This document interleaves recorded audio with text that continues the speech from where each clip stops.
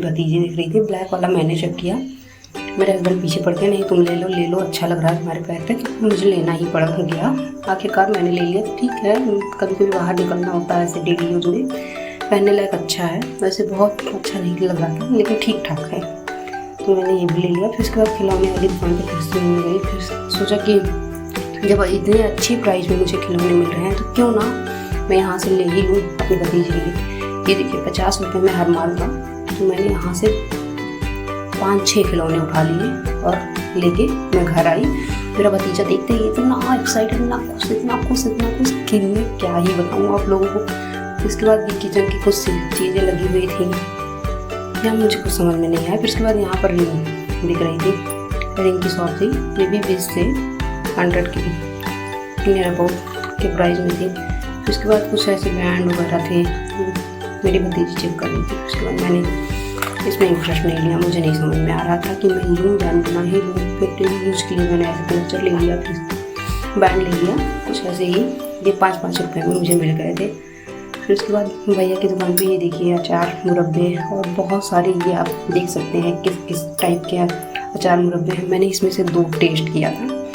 एक का टेस्ट तो बहुत ही ज़्यादा मुझे स्पाइसी जैसा लग रहा था, बहुत ही मज़ा आया। उसके बाद इसमें से चूरन, मेरे हस्बैंड ने ये सौंफ वाली पुड़िया ले ली, उनको खाना बहुत पसंद आई। फिर फुटवियर की दुकान पे मैंने एंटर किया, ये दूसरी दुकान है। यहाँ पे कुछ खास नहीं लगा मुझे, दुकान ऐसे ठीक ठाक लग रहा था, लेकिन हाँ मुझे देखना था, इसलिए मैंने एंटर कर लिया कि हाँ देखती हूँ कि क्या चीज़ आई हुई है। देख लिया।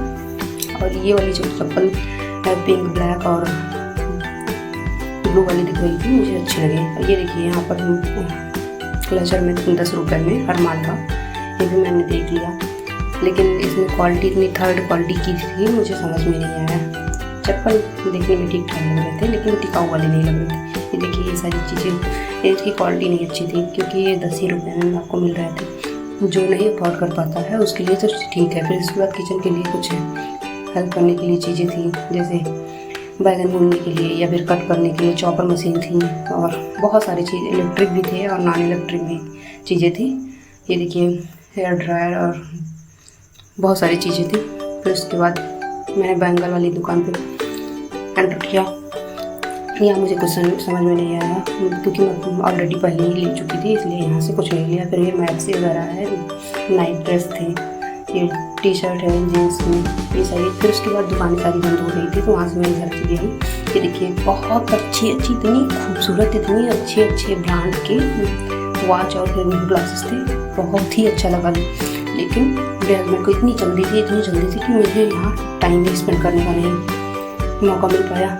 लेकिन मैंने एक बार ऐसे नज़र डालते हुए देख लिया, और इसमें से 2 ग्लासेस मैंने निकलवा के चेक भी किया, बट मैं उसको बाई नहीं कर पाई, क्योंकि उस टाइम पर मैं इतनी घबराहट में थी कि कुछ भी मुझे समझ में नहीं आया। फिर उसके बाद यहाँ पर ईयरिंग इतने प्यारे थे, लेकिन इसकी प्राइस हाई थी, क्योंकि इसकी क्वालिटी भी अच्छी थी।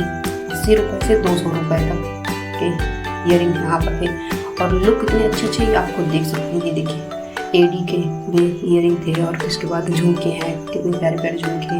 ये देखिए 120 रुपये का ये था, मतलब कई सारे ऐसे लगे हुए थे, सर्कल वाले लगे हुए थे, फिर उस पर प्राइस लिखा हुआ था।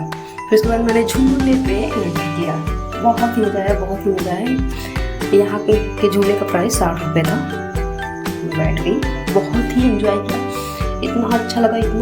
फिर उसके बाद कुछ करने के बाद हम लोगों ने थोड़े से चाट खाए, और फिर ये भैया का पता नहीं किस चीज़ का दुकान है, मुझे समझ नहीं आया, और लेकिन मज़ा आया।